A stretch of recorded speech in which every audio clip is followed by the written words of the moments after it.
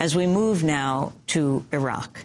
In Iraq, preliminary results give Prime Minister Nouri al-Malikis allies a clear victory in provincial elections held last month. Maliki's State of Law coalition campaigned on a platform of increasing security in the war-torn country.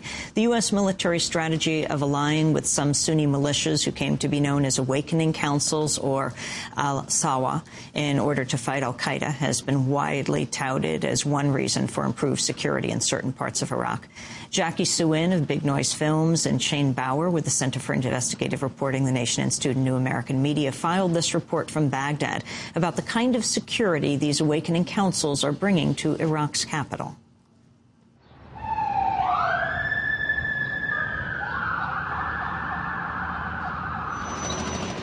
In 2006, the American military and Iraqi police could hardly enter Baghdad's Dora neighborhood without being peppered with bullets. But in 2007, the United States forged an alliance with its former enemies, offering money and military support in exchange for a promise to fight al-Qaeda. When we entered Dora this week, we found American soldiers laughing with these neighborhood militias. In November 2008, the Americans handed these so-called awakening councils, or Sahwas, to the Iraqi government. Prime Minister Nouri al-Maliki promised that 20% of the Sahwa forces would be brought into the army or police force, and the remaining would eventually be offered civilian jobs or a pension. But Sheikh Abu Suleiman, a Sahwa member decorated with American medallions in Dora, says he had higher hopes. The government told us we are going to pull all of you into the police and army, every last one of you without exception. Here in our area, they haven't incorporated a single one of us up until now. There's a huge difference between the privileges of the national police and what we have as the Shahwa. We work together to provide security, but we don't get the same wage. The wages of Sahwa members are less than half those of the Iraqi National Police. At a nearby checkpoint, a former Sahwa member complained that they couldn't survive on the wages paid by the Iraqi government. I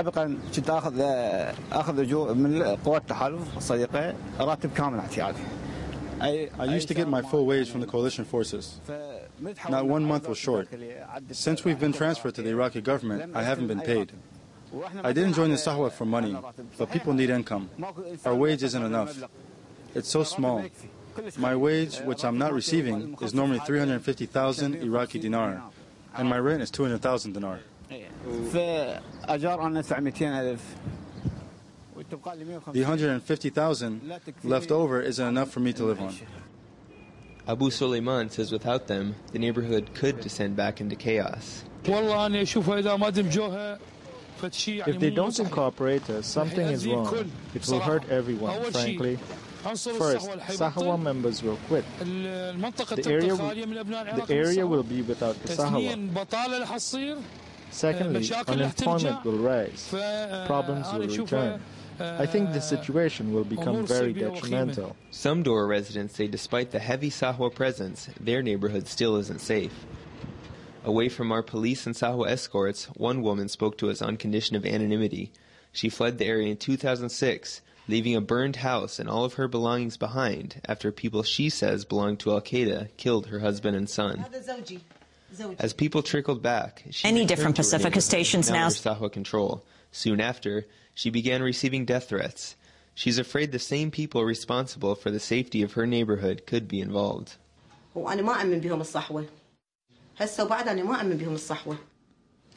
don't trust the Sahwa. They are cooperating with them. The terrorists themselves became Sahwa. They're still killing and kidnapping. The success of the Sahwa strategy has been largely dependent on the ability of the U.S. military and Iraqi government to guarantee a livelihood to former militants. Sahwa members are waiting to see whether the Shia-led government will live up to its promise to incorporate them into the armed forces. Some regular Iraqis are nervous and are wondering whether the Sahwa's allegiances will extend farther than their paychecks. Reporting from Baghdad, this is Shane Bauer and Jacquie Soohen for Democracy Now! This is Democracy Now!, democracynow.org, the War and Peace Report. When we come back, Protap Chatterjee on Halliburton's Army. Stay with us.